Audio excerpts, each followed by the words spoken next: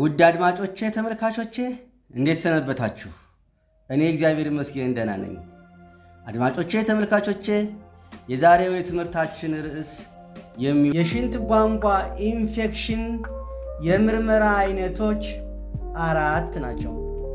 እነሱም በአይን የመለየት ምርመራ፣ በኬሚካል የመለየት ምርመራ፣ በማይክሮስኮፕ የመለየት ምርመራ፣ የካልቸር ምርመራ ተብለው በ4 ይከፈላሉ። አይን በመታገዝ ሽንትን መመርመር የሚለውን ነው። በአይን በመታገዝ ሽንትን መመርመር ማለት አንደኛ የሽንትን ቀለም ማየት ነው። ባለፈው ገልጬላችኋለሁ። የሽንትን ሽታ በማሽተት ሽንትን መመርመር የሚለውን ነው። ይህንንም ባለፈው ቪዲዮ ገልጬላችኋለሁ። የሽንትን አረፋ በማየት መለየት የሚለው ነው። ባለፈውም ገልጬላችኋለሁ። ሌላው ደግሞ የሽንትን መጠን የሚሸናውን የሽንት መጠን ብዙ በመሽናትና ትንሽ በመሽናትም አንዱ የምርመራ አካል መሆን ይችላል። ስለዚህ ባለፈው ጊዜ እነዚህን ማየታችንን እናስታውሳለን። ተመልካቾቼ ዛሬ ደግሞ የሽንት ምርመራ በኬሚካል ወይም በዲፕስቲክ በመታገዝ የሽንት ቧንቧ ኢንፌክሽንን ይሆናል ማለት ነው።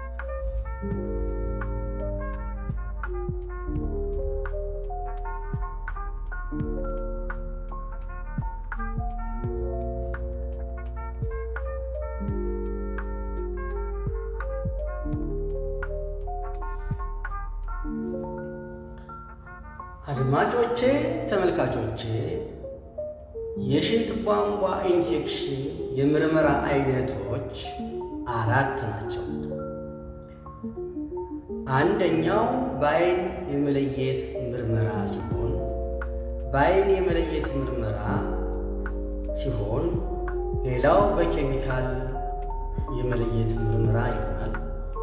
በማይክሮስኮፕ የመለየት ምርመራ ነው። ሶስተኛው የካልቸር ምርመራ ነው። በአይን የመለየት ምርመራ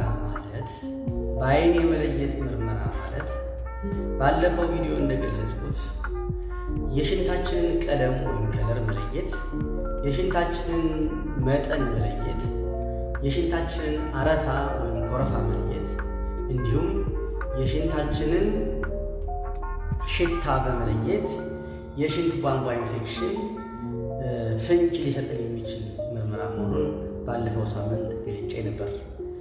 የዛሬው ደግሞ በኬሚካል ምርመራ አማካኝነት በመጠቀም የሽንት ቧንቧ ኢንፌክሽንን እንዴት እንመረምራለን የሚለውንና ምን ያህል ነጥብስ ወይስ ምን ያህል ፐርሰንት ይህ ምርመራ ለኢንፌክሽን ምርመራ ምን ያህል ይጠቅማል የሚለውንም አብረን የምናየው ይሆናል ማለት ነው።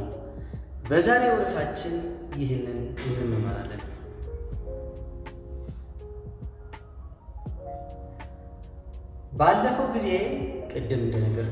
ባለፈው ጊዜ የሽንት ቧንቧ ኢንፌክሽን የምርመራ አይነቶችን ዘርዝረን አይተን ነበራል። እነሱም በአይን በመታገዝ ሽንትን በመመርመር የሚለውን ካየን በኋላ የሽንት ቀለምን፣ ሽታን፣ አረፋንና እንዲሁም የሽንትን መጠን በሚገልጽ ሁኔታ አይተን ነበረ። ዛሬ ደግሞ የምናየው የሽንት ምርመራ በኬሚካል ወይም በዲፕስቲክ በመታገዝ የሽንት ቧንቧ ኢንፌክሽን ወይም ሽዋኢን ይሆናል ማለት ነው። የሽንት ኬሚካል ምርመራ ምንድን ነው ብለን ስንገልጽ በቀጭን ጨንገር ውስጥ በየራሳቸው በተቀመጡ ልዩ ሬጀንቶች በፓድ በተቀመጡ እና በሽንት ውስጥ በመንከር ጨንገሯን በሽንት ውስጥ በመንከር ወይም እዚያ ውስጥ በሚፈጠር ሪያክሽን አማካኝነት የቀለም ለውጥ ሲታይ የተፈጠሩት ደግሞ በሽታዎችን የሚጠቁሙና ነጥሎ ከሽንት ውስጥ የሚያሳይ ፈጣንና ቀላል ጨንገር ወይም ዲፕስቲክ መመርመሪያ ነው ማለት። እንግዲህ ይቺ የምናያት የ10 አይነት የኬሚካል መመርመሪያ ዲፕስቲክ ወይም ጨንገር ብለን የምንጠራት ሲሆን በእነዚህ በ10ሩ ስለ ኩላሊት ኢንፌክሽን፣ ስለ ሽንት ቧንቧ ኢንፌክሽን፣ ስለ ጉበት እና እንዲሁም ስለ ልብም ቢሆን ልትናገር የምትችል የኬሚካል መመርመሪያ ስትሪፕ ወይም ጨንገር ትባላለች። ታዲያ ይቺ ለአንድ ሰው የምትሆን እና በአንድ ሰው ሽንት ውስጥ ተነክራ እዚህ ውስጥ ያለውን የቀለም ለውጥ በማየት የሽንት ሁኔታ ልትገልጽልን የምትችል ስትሪፕ ትባላለች ማለት ነው። ዋናነት ግን አምስት አገልግሎት አላት። ይቺ ያየናት ስትሪፕ ሽንትን ለመመርመር አምስት የሆኑ ዋና ዋና ነጥቦች ልትመረምር የምትችል ዲፕስቲክ ናት ወይም ምርመራ ናት ወይም የኬሚካል ምርመራ ናት። አንደኛ የሽንት ቧንቧ ኢንፌክሽንን መለያ መመርመሪያ ስትሪፕ ናት። ሁለተኛ የስኳር ህመም ምርመራና ክትትልን ልናውቅበት የምንችል ኪት ነው ወይም ስትሪፕ ነው ወይም ኬሚካል ምርመራ ነው። የኩላሊት ኢንፌክሽን ምርመራንም በዚሁ ማወቅ እንችላለን። ሌላው የጉበት ህመም ምርመራን ያካትታል። አምስተኛ የልብ ህመም ምርመራን በተለይ ዘወር አድርጎ የልብ ህመም ምርመራን የቴስት ስትሪፕ ወይም በአንድ ጨንገር ውስጥ እነዚህ ዋና የሰውነታችን ክፍሎችን መመርመር እና ማወቅ የምንችልበት የኬሚካል ምርመራ ይባላል። በዚህ የኬሚካል ውስጥ ከ10 በላይ አሁን ደግሞ እስከ 14 ደርሷል። 10 እና ከዚያ በላይ ነገሮችን ከአንድ ሽንት ውስጥ በዛችኛዋ ኬሚካል መመርመሪያ የምናውቅበት ስለሆነ እነዚህ 10ሩን ለመዘርዘር እንሞክራለን። ቀይ የደም ሴል መኖሩን የምትመረምርልን የኬሚካል መመርመሪያ መሳሪያ ነች። ነጭ የደም ሴል በሽንት ውስጥ መኖሩን የሚመረምርልን የኬሚካል መመርመሪያ መሳሪያ ነች። ናይትራይት የሚባለውን ንጥረ ነገር መኖርና አለመኖሩን የሚመረምርልን የኬሚካል መመርመሪያ መሳሪያ ነው። ፕሮቲን የሚባለውን ንጥረ ነገር ከሽንት ውስጥ ነጥሮ አንጥሮ ማወቅና መርምሮ ማሳየት የሚችልልን የኬሚካል መመርመሪያ መሳሪያ ነው። አምስተኛው ስኳር መኖሩን የሚመረምርልን ኬሚካል ነው። 6ኛ ኬቶን የሚባለውን ለስኳር ታካሚዎች የሚያገለግልና ረሃብን ሰው ረሃብ ሞታል ወይስ አራባውም የሚለውን ነገር ሊመረምርልን የሚችል የኬሚካል መመርመሪያ መሳሪያ ነው። ሌላው 7ኛው አስኮርቢክ አሲድ መኖሩን መመርመር የሚችል መሳሪያ ነው። ብሉሩቢን መኖሩን፣ ዩሮቢኖጅን መኖሩን፣ ስፔሲፊክ ግራቪቲ መኖሩን፣ የሽንትን አሲዲቲና አልካላኒቲ ሊመረምርልን የሚችል መመርመሪያ መሳሪያ ነች ወይም ኬሚካል ነች ወይም ስትሪፕ ነች። ስለዚህ በአንዲት ስትሪፕ ውስጥ በአንዲት ጨንገር ውስጥ እነዚህ 11 እና ከዚያ በላይ ያሉ ዋና ንጥረ ነገሮችን በሽንት ውስጥ መኖራቸውንና አለመኖራቸውን ልናውቅበት የምንችል መመርመሪያ ኬሚካል ናቸው ማለት ነው። እስኪ ለሽንት ቧንቧ ኢንፌክሽን የሚያገለግሉ 4ቱ ዋና የምርመራ ዘዴዎችን እንያቸው። 10 ውስጥ 4ቱ ለሽንት ቧንቧ እና ለኩላሊት ኢንፌክሽን የሚያገለግሉና የሚጠቅሙ መመርመሪያ ኬሚካሎች ሲሆኑ እንደሚከተለው ቀርበዋል። አንደኛው ሊኮሳይት የምንለው አንደኛዋ ቅድም ካየናት አንዷ ውስጥ አንደኛዋ ፓርት ናት። ይቺ ነጭ የደም ሴሎች በሽንት ውስጥ መኖራቸውንና አለመኖራቸውን መለየት የምታስችለን ኬሚካል ናት እዚያ የተጣበቀችው።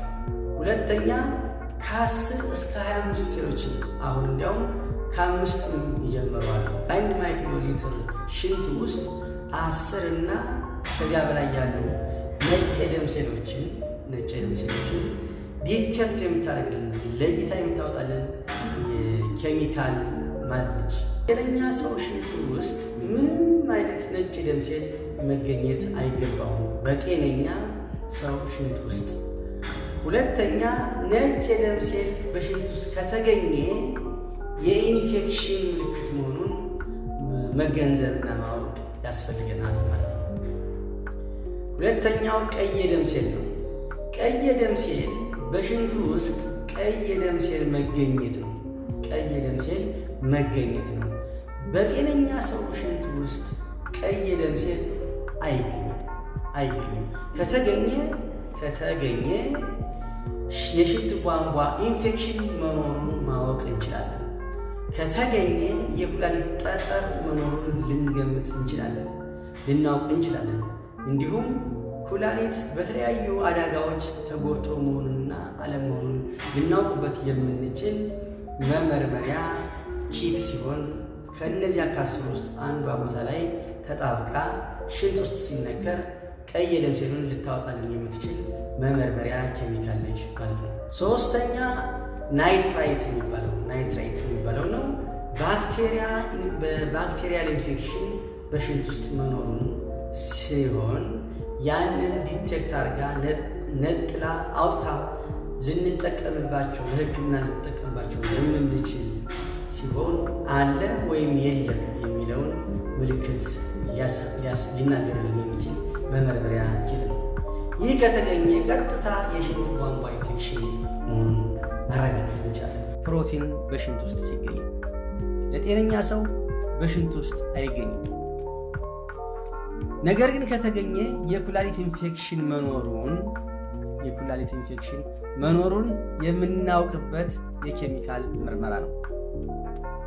ሌላው የሽንት ቧንቧ ኢንፌክሽን መኖሩን ልናውቅበት የምንችል የኬሚካል ምርመራ ነው። ይህ በሽንት ውስጥ ፕሮቲን ንጥረ ነገር በአብዛኛው አይገኝም። ከተገኘ በሽታ የሽንት ቧንቧ ኢንፌክሽን፣ የኩላሊት ኢንፌክሽን መኖሩን ልናውቅበት የምንችል የኬሚካል ምርመራ ነው ማለት ነው። አድማጮቼ፣ ተመልካቾቼ ወደ ማጠቃለያ ፍሬ ሀሳቦች ስንሄድ ይህ ምርመራ ይህ የኬሚካል ወይም ዲፕስቲክ ብለን የምንጠራው ምርመራ የሽንት ቧንቧ ኢንፌክሽን ምልክቶችን ከመታየታቸው አስቀድሞ ለመለየት ይጠቅመናል። ሁለተኛው ይህ ኬሚካል ብቻውን ከ70 እስከ 85% ድረስ የሽንት ቧንቧ ኢንፌክሽን መኖሩንና አለመኖሩን ሊያረጋግጥልን የሚችል ብቃት ያለው የኬሚካል ምርመራ ነው ማለት ነው። በጤነኛ ሰው ሽንት ውስጥ ነጭ የደም ሴል፣ ቀይ የደም ሴል፣ ፕሮቲንና ናይትራይት አይገኙም። እነዚህ በሽንት ውስጥ ከተገኙ ደግሞ የኩላሊት ኢንፌክሽን፣ የሽንት ቧንቧ ኢንፌክሽን መኖሩን ያመለክቱልናል ማለት ነው። የምንሸናውን ሽንት ቀለም በማየት አረፋውን በማየት ሽታውን በማሽተት መጠኑን በማየት በተጨማሪም የኬሚካል ምርመራ በማድረግ ከ70 እስከ 80 አንዳንድ ጥናቶች ደግሞ እስከ 90% ድረስ የሽንት ቧንቧ ኢንፌክሽንን ማወቅ እንችልባቸዋለን ማለት ነው። የሽንት ቀለሙን በማየት አረፋውን በማየት ሽታውን በማሽተት እና መጠኑን በማየት እነዚህን ቪዲዮዎች ከዚህ ቀደም ሰርችባቸዋለሁ። እነዚያን ብቻ በማየት እንዲሁም ደግሞ የኬሚካል ምርመራ በመጨመር እስከ 90% ድረስ የሽንት ቧንቧ ኢንፌክሽን መኖሩንና አለመኖሩን ልናውቅባቸው የምንችላቸው የላቦራቶሪ የምርመራ ዘዴዎች ናቸው ማለት ነው። ስለሆነም ምልክቶችና ስሜቶች ከተፈጠሩ ሕክምና ተቋም በመሄድ ተጨማሪ ምርመራ በማድረግ ሕክምናውን ማግኘት የምትችሉ መሆኑን በዚሁ አጋጣሚ ላሳስባችሁ እወዳለሁ። አድማጭ ተመልካቾቼ፣ የዛሬው ትምህርታችን ርዕስ በዚህ ተጠናቋል። ይህንን ቪዲዮ ከወደዳችሁት፣ ይህንን ትምህርት ከወደዳችሁት በአገልግሎቴ ከረካችሁ እና ከወደዳችሁት ቪዲዮውን እዩት፣ ሰብስክራይብ አድርጉት፣ ለሌሎች እንዲደርስም ሼር አድርጉት። እንዲሁም እንዴት እስቲ እናንተ ምን አይነት ሽታና ምን አይነት ቀለም ያለው ሽንት እንደሸናችሁ ጻፉልኝ። በተጨማሪም ምን አይነት ገጠመኞች እንዳሏችሁም ጻፉልኝ። ለእናንተም ይሆን የመፍትሄ ሐሳብ ይዤ እመጣለሁ። አመሰግናለሁ።